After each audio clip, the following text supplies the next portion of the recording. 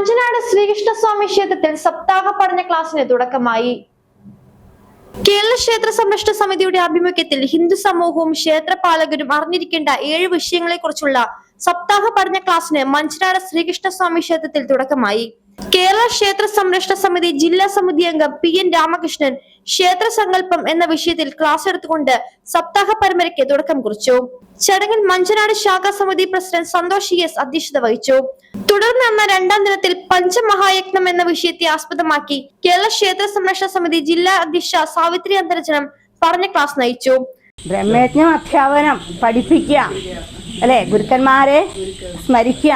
ആ ഒരു ദിവസം മാത്രം ആ ഗുരുസ്മരണ എന്ന് പറഞ്ഞ ആ ഗുരുപൂർണിമ ദിവസം മാത്രമല്ല ഗുരുവിനെ സ്മരിക്കേണ്ടത്, നമ്മൾ ദിവസവും ഗുരുവിനെ സ്മരിക്കുക അല്ലെ. സമിതി താലൂക്ക് സെക്രട്ടറി അഭിലാഷ് NR, ശാഖാ ട്രഷറർ അഖിൽ MT എന്നിവർ ചടങ്ങിൽ സംസാരിച്ചു. ജില്ലാ secretary Girish, Devaswom secretary Vinod Kumar CK, മാതൃസമിതി president doctor Baby Vijayanathan, vice president Shanthakumari CK, Kunjumol Thankappan, secretary Thankamma Raveendran, joint secretary Jaya Manoj, treasurer Manju Soman, വിവിധ കമ്മിറ്റി അംഗങ്ങൾ, മാതൃസമിതി അംഗങ്ങൾ തുടങ്ങിയവർ പരിപാടിയിൽ പങ്കെടുത്തു.